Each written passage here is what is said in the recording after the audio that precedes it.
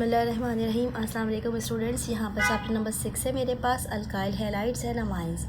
तो थोड़ा सा मैं आपको ब्रीफली बता दूं कि इस चैप्टर में आप क्या क्या चीज़ें स्टडी करने वाले हैं। सबसे इम्पॉर्टेंट चीज़ जो है वो यहाँ पे आप स्टडी करेंगे कि अल्काइल हैलाइड्स क्या होते हैं, अमाइंस किस तरीके से बनते हैं, ग्रिग्नार्ड रिएजेंट क्या होता है, न्यूक्लियोफिलिक सब्स्टिट्यूशन रिएक्शन जिसको एसएन रिएक्शंस कहा जाता है, इसकी कितनी टाइप्स होती है, क्या होते हैं, किस तरीके से प्रोसेस होते हैं, और इसी तरीके से एलिमिनेशन रिएक्शंस जिनको ई रिएक्शंस कहा जाता है, ये क्या होते हैं, कितने टाइप्स के होते हैं। कार्बोकैटाइंस क्या चीज़ होती है, अल्काइल मैग्नीशियम हैलाइड यानी ग्रिग्नार्ड रिएजेंट से दूसरे प्रोडक्ट्स जो हैं वो किस तरीके से बनते हैं। ये मेन आउटलाइंस है जो कि इस चैप्टर नंबर 6 में आपको स्टडी करना है, ठीक है। तो काफ़ी सारा मटेरियल ऐसा है कि जो बहुत इंपॉर्टेंट है एग्जामिनेशन पॉइंट ऑफ व्यू के हिसाब से, साथ साथ मैं आपको गाइड करती जाऊंगी। आज की इस क्लास में मैं आपको इसके सेल्फ असेसमेंट क्वेश्चन जो है ये सॉल्व करवाऊंगी।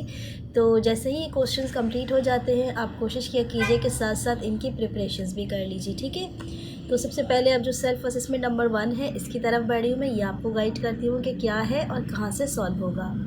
पेज नंबर 142 पर आ जाएं। आपका पहला सेल्फ असेसमेंट यहाँ पर मौजूद है। ये आपसे पूछ रहा है कि जो अल्काइल हैलाइड होते हैं ये आमतौर पर न्यूक्लियोफिलिक सब्स्टिट्यूशन रिएक्शन में जाते हैं, वाई।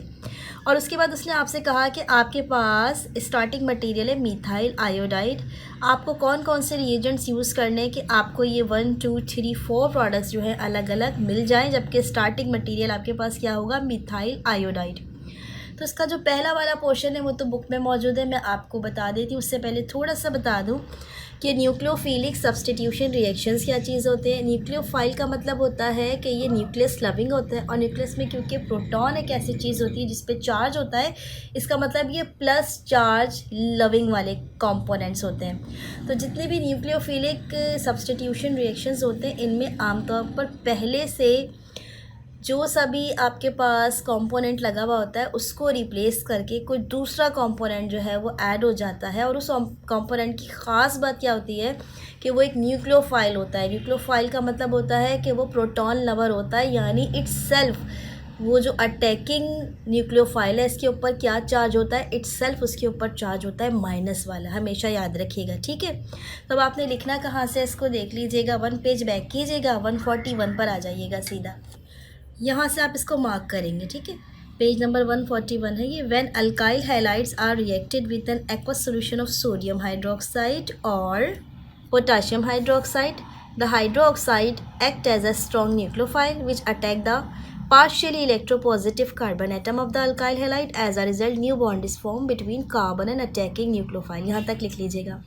तो होता क्या है कि जो अल्काइल हैलाइड्स होते हैं वो न्यूक्लियोफिलिक सब्स्टिट्यूशन रिएक्शन में कब जाते हैं, जब फॉर एग्ज़ाम्पल उनके पास कोई स्ट्रॉन्ग न्यूक्लियोफाइल जो है वो आके अटैच्ड हो जाता है, और वो क्या करता है, आपके नॉर्मल अल्केन और हेलोजन का जो प्रीवियस बॉन्ड है उसको ब्रेक करता है और ख़ुद उसकी जगह रिप्लेस कर लेता है, ठीक है। तो ये तो पहला पार्ट हो गया कि अल्काइल हैलाइड जो है वो क्यों न्यूक्लियोफिलिक सब्स्टिट्यूशन रिएक्शन में जाता है, जब कोई दूसरा स्ट्रॉन्ग न्यूक्लियोफाइल जो है वो इनके ऊपर आके अटैक करता है और इनको रिप्लेस करके खुद उसकी जगह ले लेता है, ठीक है।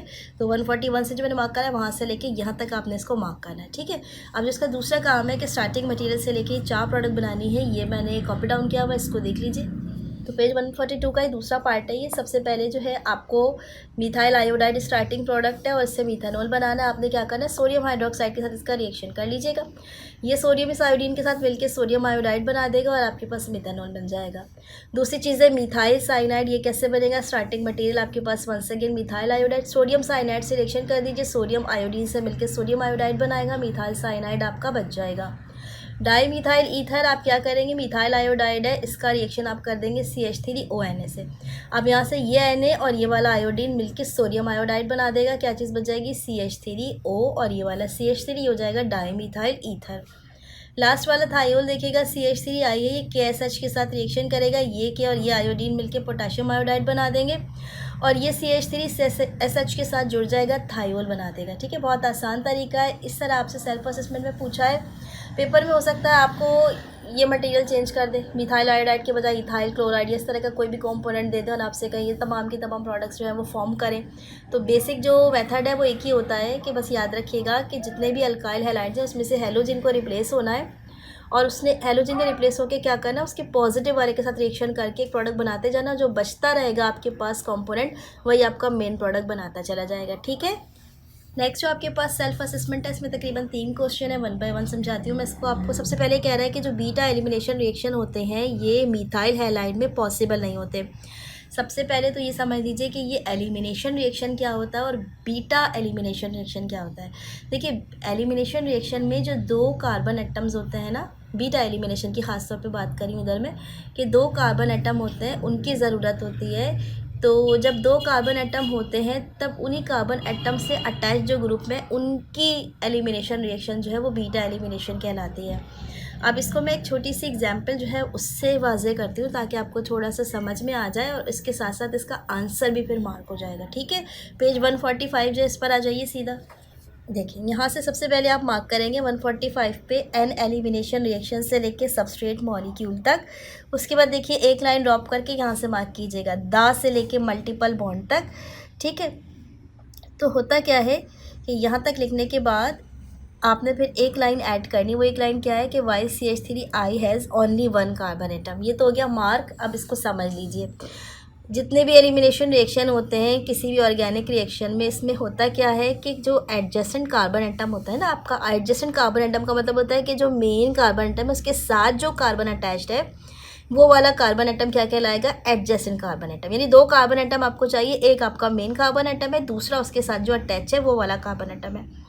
तो होता क्या है कि एलिमिनेशन रिएक्शन में जो भी सब्स्टिट्यूएंट होता है वो रिमूव होता है आपके एडजेसेंट कार्बन एटम के साथ। ठीक है। अब होता क्या है कि एडजेसेंट कार्बन एटम का मतलब वो कम से कम 2 कार्बन एटम चाहिए, जबकि आपके पास मिथाइल आयोडाइड में कितना कार्बन है, सिर्फ 1 है। तो यही वजह है कि यहाँ से कोई एलिमिनेशन नहीं हो सकती क्योंकि ये बीटा पोजीशन नहीं है, ये खुद ही अल्फा पोजीशन है। ठीक है। तो जब भी आपके पास एडजेसेंट कार्बन एटम होगा तो वहाँ से कोई सा भी हाइड्रोजन जो है वो रिमूव होता है और उसकी जगह जो है वो हेलोजन या कोई और ग्रुप जो है वो आके अटैच हो जाता है और इस तरीके से एक नया बॉन्ड फॉर्म हो जाता है। तो इसका मतलब क्या हुआ कि एलिमिनेशन रिएक्शन में आपकी शर्त क्या हुई, बीटा एलिमिनेशन में कम से कम कितने कार्बन चाहिए, 2। मिथाइल आयोडाइड में कितना कार्बन मौजूद है, only 1। So that is why जो मिथाइल आयोडाइड है या मिथाइल क्लोराइड है, इस तरह का कोई भी कंपोनेंट जो है वो बीटा एलिमिनेशन रिएक्शन को फेवर नहीं करता। मार्किंग दोबारा देख लेना, यहाँ से यहाँ तक, फिर यहाँ से लेके यहाँ तक और इसके बाद ये वाली एक लाइन। ठीक है। अगला क्वेश्चन जो इसको देख लीजिएगा कि SN2 रिएक्शन जो है वो फेवरेबल नहीं होते टर्शरी अल्काइल हैलाइड में। अब एक दफ़ा फिर आपको सबसे पहले तो ये समझना पड़ेगा कि SN रिएक्शंस क्या होते हैं। SN का मतलब होता है न्यूक्लियोफिलिक सब्स्टिट्यूशन रिएक्शन। यहाँ पर जो 2 बना हुआ है इसका मतलब होता है ये bye molecular nucleophilic substitution reaction होते हैं। बाय मॉलिक्यूल का मतलब होता है इसमें 2 मॉलिक्यूल्स इन्वॉल्व होते हैं। तो स्टूडेंट्स होता क्या है कि इस तरह के रिएक्शन में 2 स्टेप्स होते हैं। पहले स्टेप में जो सा भी आपके पास अल्काइल हैलाइड है ना, इसका जो प्रीवियस बॉन्ड है ये ब्रेक होता है और दूसरे स्टेप में जो आपका न्यूक्लियोफाइल है वो आके इसके ऊपर अटैक करता है और एक नया बॉन्ड फॉर्म होता है। यानी फर्स्ट स्टेप में ब्रेकिंग ऑफ बॉन्ड होगा और सेकंड स्टेप में मेकिंग ऑफ बॉन्ड हो रहा होता है। ठीक है। 2 स्टेप्स होते हैं। अब हम आ जाते हैं ज़रा टर्शरी अल्काइल हैलाइड की तरफ। थोड़ा सा जहन में तसव्वुर कीजिए कि आपके पास सेंटर में कार्बन है और उसके बाद बाकी जो तीनों साइड्स हैं उनमें भी हेलोजन या दूसरे कार्बन एटम्स आकर अटैच्ड हैं। अब इस तरह के ग्रुप में अगर कोई भी आके हमला करने की कोशिश करता है तो उसको ऐसा इलेक्ट्रॉन क्लाउड मिलता है जो कि या तो किसी दूसरे कार्बन एटम के साथ अटैच्ड है या फिर हेलोजन के साथ। तो उसके लिए काम करना बहुत मुश्किल हो जाता है। इसको इस तरह समझ लीजिए कि किसी मुल्क का बॉर्डर है और उसके चारों तरफ बहुत स्ट्रॉन्ग फोर्सेस हैं तो उस मुल्क के ऊपर अटैक करना बहुत मुश्किल हो जाता है। तो बिल्कुल इसी तरीके से आपके पास जो कार्बन है ये सराउंडेड है बाकी कार्बन एटम या फिर हेलोजेंस के साथ, तो इसके ऊपर अटैकिंग करनी क्या है, डिफ़िकल्ट है। अब इसको मार्क के दर से करना है, 1 पेज बैक कीजिएगा। यहाँ से आपने मार्क करना है SN2 mechanism is typically observed in primary alkyl halide and methyl halide because primary carbocation and methyl carbocation are highly unstable due to the lack of electron donating alkyl group।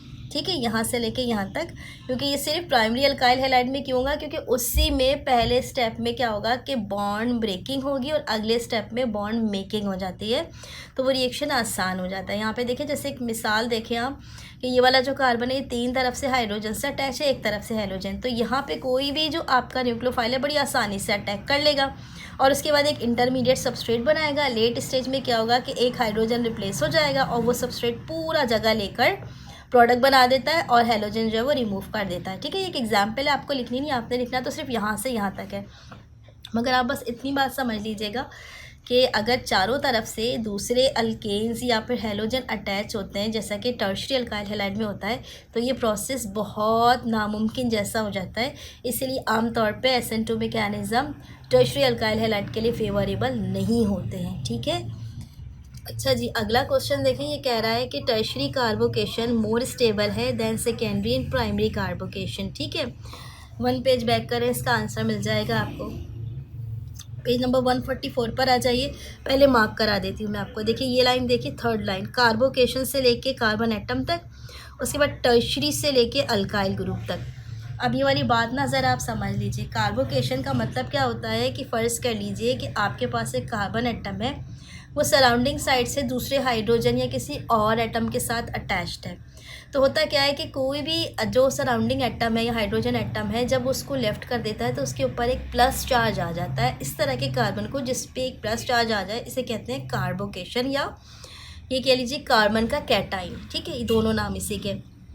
अब होता क्या है कि अगर ये carbon atom बाकी surrounding sides में किसी दूसरे कार्बन एटम या हैलोजन के साथ अटैच्ड होता है तो वो ज़्यादा स्ट्रॉन्ग हो जाता है, वो ज़्यादा स्टेबल हो जाता है। इस तरह के कार्बोकैटाइन्स के साथ रिएक्शन करना इस दानिश में मुश्किल हो जाता है कि इसके पास जो दूसरे चारों तरफ से अल्काइल समझ लीजिए कि अल्काइल ग्रुप अटैच्ड हो या हैलोजन ग्रुप अटैच्ड हो, तो ये स्टेबल होता है। ये जो है इसके अंदर इलेक्ट्रॉन डोनेटिंग टेंडेंसी जो है वो ना होने के बराबर बचती है।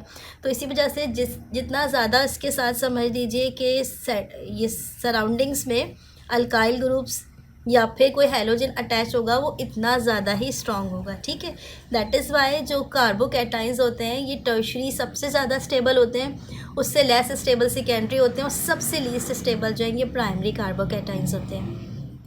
पेज नंबर 149 पर आ जाए। यहाँ पे 2 क्वेश्चन हैं आपके पास। ये कहते हैं कि ग्रिग्नार्ड रिएजेंट को प्रिपेयर कैसे किया जाता है और जो की प्रॉपर्टीज़ होती है ऑर्गेनोमेटालिक कंपाउंड्स की, वो आपको बतानी है। ठीक है, तो सबसे पहले तो मैं क्वेश्चन नंबर 2 को पहले बता दूं, क्योंकि उसमें आपने क्वेश्चन का ही एक हिस्सा करना है। की properties of organometallic compounds are तक लिखना है। उसके बाद पेज बैक कीजिएगा और सीधा यहाँ आ जाइएगा।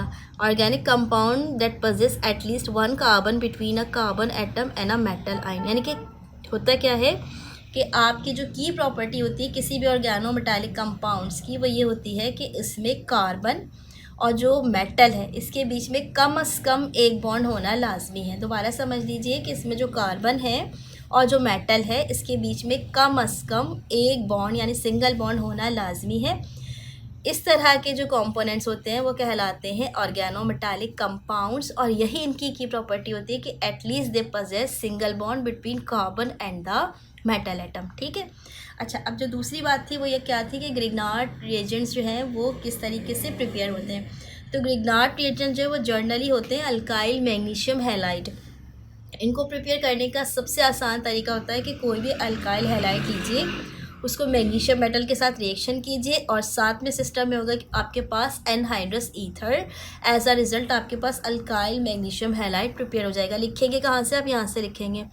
ग्रिग्नार्ड रिएजेंट्स आर प्रिपेयर से लेकर पूरा देखिए 1-2 लाइन ये इक्वेशन, इसके नीचे आप बताएंगे कि ये जो आर ग्रुप है ये आपका अल्काइल ग्रुप है, मैग्नीशियम तो आपका मेटल है, और हैलोजन जो है वो आपके कोई से भी हो सकते हैं, यानी कि क्लोरीन, ब्रोमीन या फिर आयोडीन।